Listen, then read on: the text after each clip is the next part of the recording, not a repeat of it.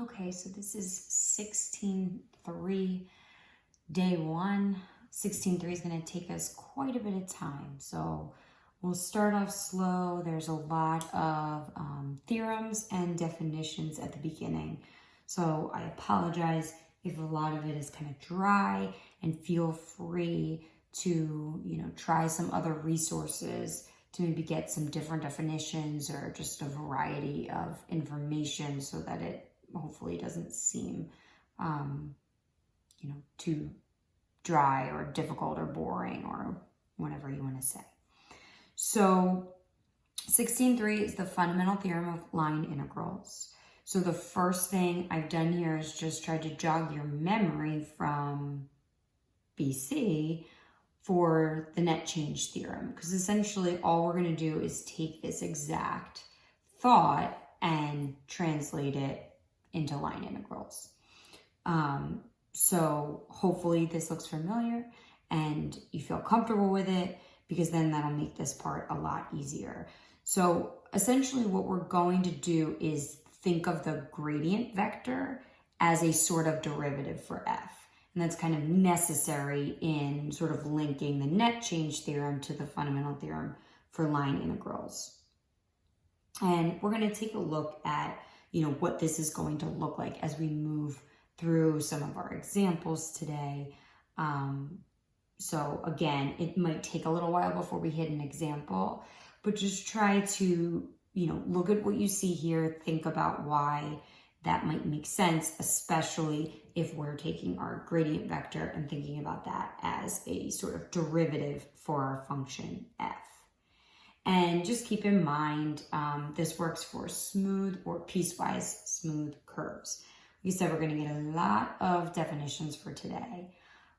So one of the things that we were supposed to talk about back in 16.1, and we didn't really get around to it, there was a definition right at the very end about conservative vector fields. And the idea of conservative vector fields kind of leads us into this topic of independence of path. So we looked at a couple of line integrals in earlier sections where, depending on the path, we got different values, right? It mattered whether we were working against the field or with it, or perpendicular to that. So we did get different values for our integrals depending on the path that we took.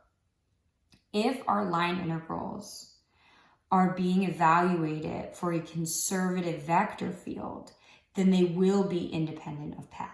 So it won't matter the path that we take, the integral will have the exact same value regardless of the path, as long as the vector field is conservative. So that brings up a big question. What the heck is a conservative vector field?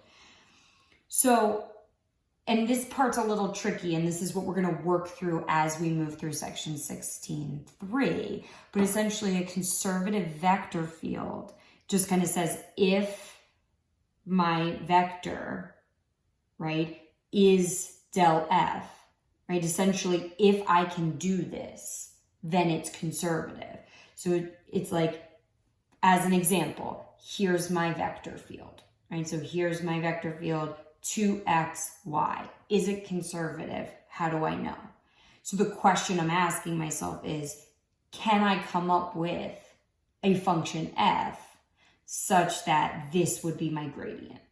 That's the question you're asking yourself. So again, if I want to think about whether or not a vector field is conservative, I'm going to think about the vector field and whether I could imagine a function f whose gradient vector would be 2x comma y.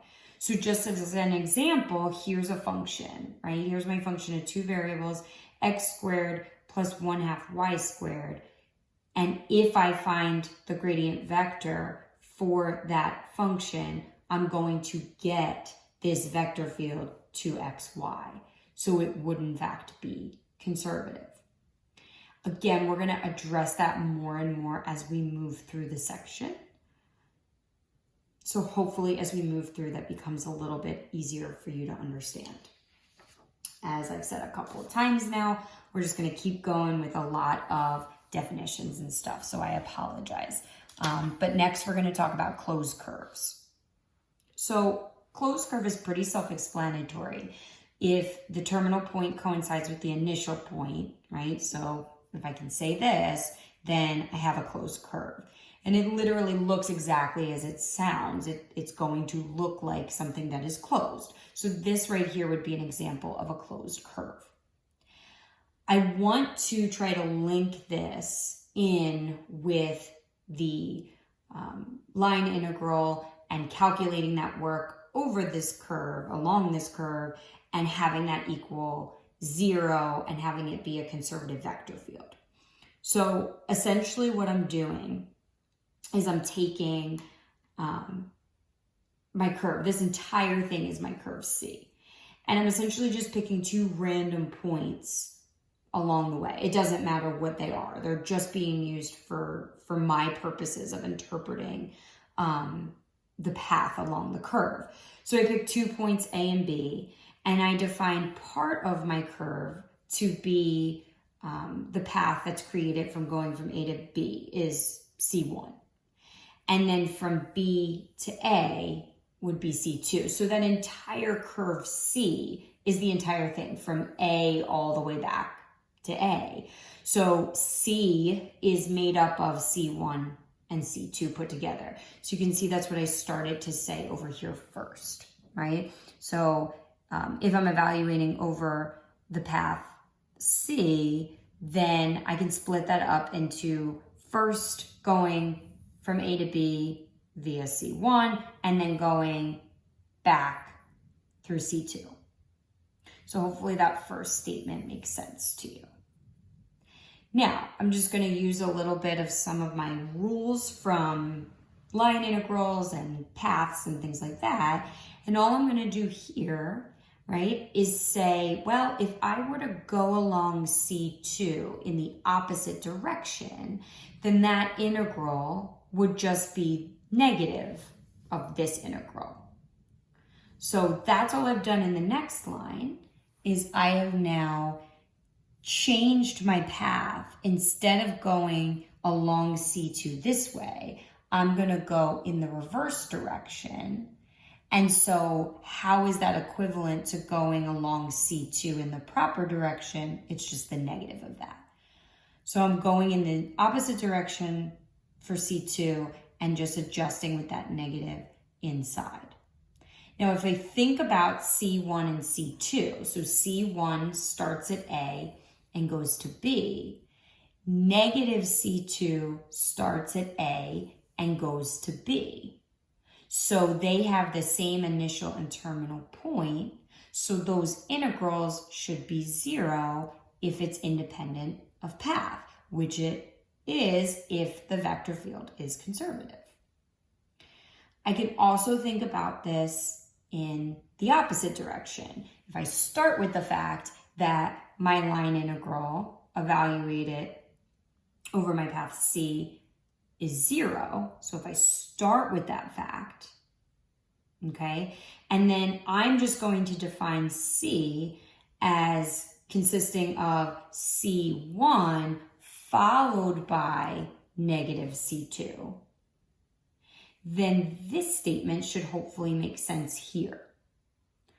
So I'm just changing because I'm starting with the fact that this line integral, that this value is 0, okay? So I'm defining C to be C1 followed by negative C2. So this together should equal my entire path C based on the way I'm defining C. But then remember, this is just the opposite of traveling along C2. But I'm telling you that that work is 0, which would make C1 and C2 would have to be that same integral evaluated regardless of the path.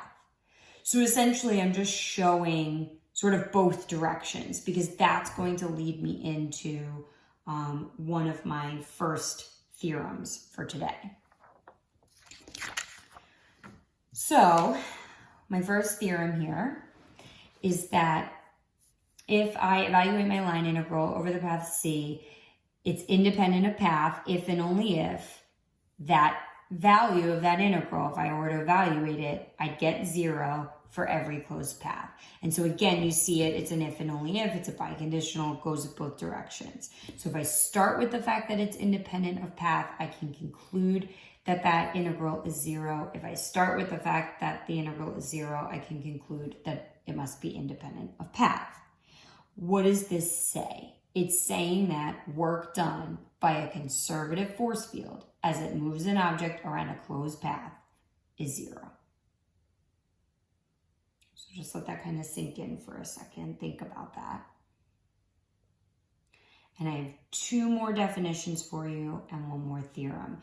So we just want to talk about D a little bit because we did mention it in our last theorem, right? So D is sort of like that larger region that our path C is going to fall inside. So if you look for every closed path C in D, okay, so D is just this region, but we need to really identify D a little bit better so that we could try to understand when this is going to work and when it might not. So we talk about 2 things for our region D. First of all, that it's open and that it's connected. And those are going to be super important for our next theorem. So D is open essentially as long as D doesn't contain boundary points. So kind of the fluffy way to say that, if every point in D, if for every point you pick in that region, there is a disk with that center point, and that disk lies entirely in D, then P is not a boundary point, so D is open. D also has to be connected, which means that any 2 points in D can be joined by a path that lies in D. So essentially the path has to exist within the region as well. And a lot of that is not super necessary in how we're going to go about calculating all of this stuff. So just try to keep that in mind. And then the last theorem that we're just going to go over before we start looking at some actual problems. So you have our second theorem for this video says, suppose that F is a vector field that's continuous on an open and connected region D. So we just talked about open and connected. Okay.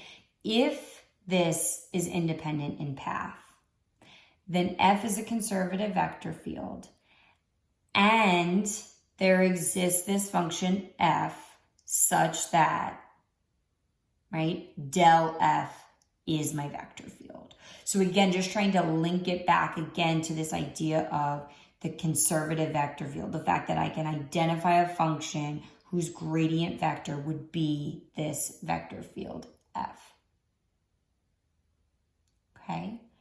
So it's a lot of definitions and theorems. My suggestion would be that you maybe pause it at times, play some of it back. Like I said, maybe try to look up some of those definitions or theorems elsewhere, just to try to see if you can sort of solidify some of those concepts. But in the next video, we'll take a look at how we're actually going to use those in our problems.